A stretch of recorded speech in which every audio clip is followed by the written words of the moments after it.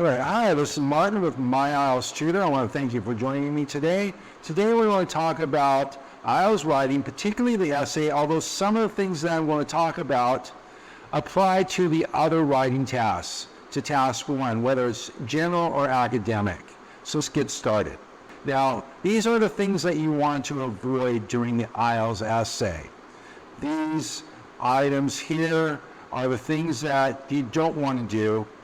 If you do them, you will generally get a lower score. Sometimes it can be a major loss in score. So these are the things that you don't want to do. And we're going to go through them very in-depthly. So let's move on. Now, inappropriate paragraphing. Now, these are the problems with insufficient or inappropriate paragraphing. These three areas. And so you want to make sure you write proper paragraphs. And that one thing you also want to avoid is writing bullet points or headings for your paragraphs. You don't want to use bullet points because they're not paragraphs. And you don't want to use headings because they're not needed. They're a waste of time and they can be confusing. So we don't want to have headings. So now for no paragraph, this is basically an example of three paragraphs lumped together. And you can see this where I have the words written in red at the start of paragraphs. And you don't want to have this, you don't want to lump your paragraphs together because it becomes confusing and difficult to read. And the ideas that you present are difficult to follow. So you don't want to do this. Now, on the other hand, we have an example of proper paragraphing. Here, this is from task one, academic. And so we can see proper paragraphs. The first paragraph is the introduction. The second paragraph is the overview. And the two body paragraphs are discussing the data from the graph. And so this is a good example of the proper paragraphing that you want to have. And each paragraph is devoted to one particular idea or aspect. You have the introduction that's just there to introduce the topic, or thesis, the main points, and such. You have body paragraphs introducing the points that you want to talk about. The conclusion is to wrap it up and summarize, okay? So this is a good example of proper paragraphing. Now, a paragraph with no central idea. If you look at this, if you read this paragraph, you'll notice that it doesn't have a clear idea. When you read it, you basically end up asking yourself, what is this paragraph talking about? Is it about how computers dominate other technologies? Or is it about how computers have the ability to store data? Because those two ideas are present here. So which one is the paragraph focused on?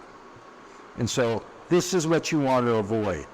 Now, example of paragraph with one central idea. Now you can see I have this underlined, but if you read the paragraph, you're going to see that everything in this paragraph focuses on that central idea. And it's basically the disadvantages of computers in human life. So again, everything in that paragraph focuses on that idea. And that's what each paragraph, particularly the body paragraphs, have to do. It's essential. Now, this is an example of an underdeveloped paragraph. And that's another important point.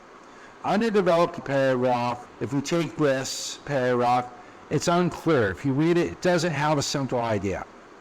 And so it's underdeveloped. So is it talking about keeping children busy and productive? Is it explaining that? Again, it doesn't do that. It doesn't explain how does it make children productive. So this is a good example of an underdeveloped paragraph. Now, this here is a good example of a well-developed paragraph. It has a central idea, and again, everything focuses on that central idea. It provides two specific ideas and detailed examples, along with a discussion of a global impact.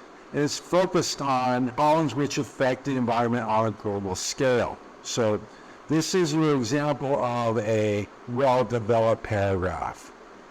Next, we are to talk about some paragraphing tips. First of all, use paragraphs for each idea. A paragraph should only be devoted to one single idea, not more than that. You want to leave space between paragraphs because that will make your paragraphs stand out. And then don't use one sentence paragraphs. Your essay, your paragraph should be about 5 sentences, particularly the body paragraphs. And then your paragraphs should have a clear and central topic. And those that do are easier to follow and understand.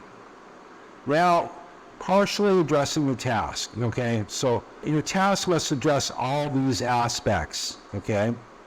And if you don't, we'll get a lower score. You know, if you take the example here, well, we need to address the topic, which is wearing Western clothing versus traditional clothing. The viewpoint here is Western styles of replacing traditional area dress. And then what are we supposed to do? We're supposed to answer both questions, okay? So that's what we're supposed to do.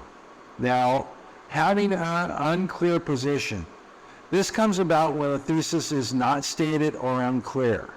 So, and then we have our first example, which is the example of an unclear thesis. In my opinion, giving money to unemployed people can be a good move, but it may have some negative consequences. So it's not clear which side the writer's taking.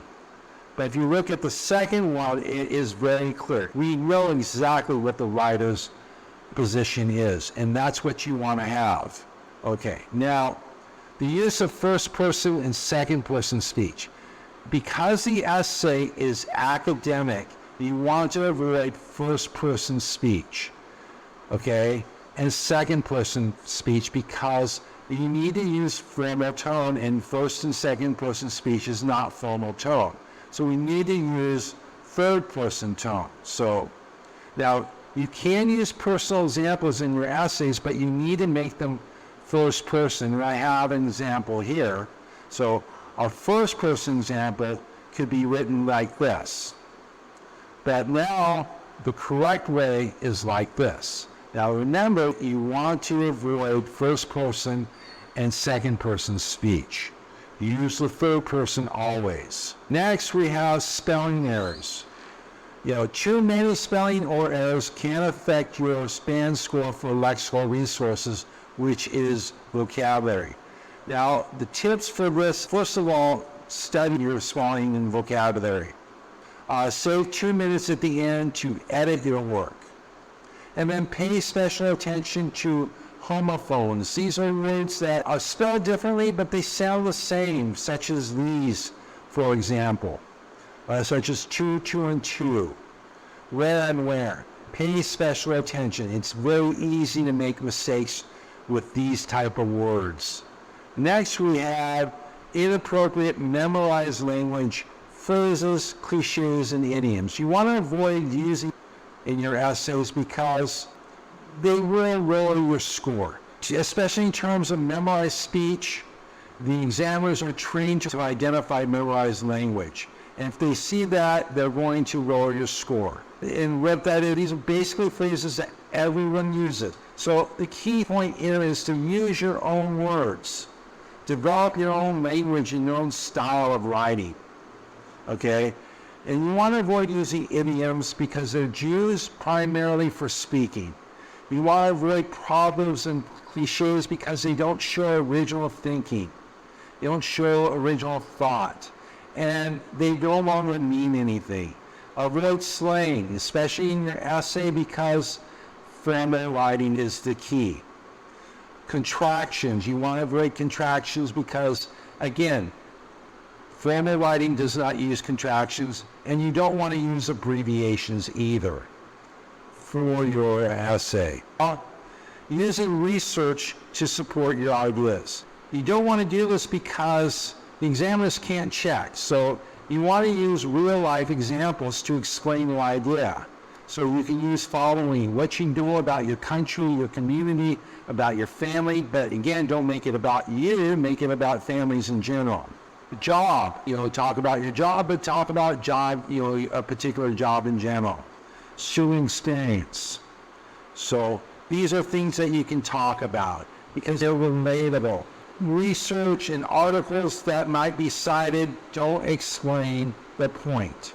They don't illustrate the point, and that's what you need to do. An example needs to illustrate the point, and that's important. So Don't use research or articles to support your thesis. So in review, these are the things you want to avoid. And if you do so, you will be on your way to scoring 7 bands or higher on your essay. So that's it for today. I want to thank you for joining me. I'll see you guys next time.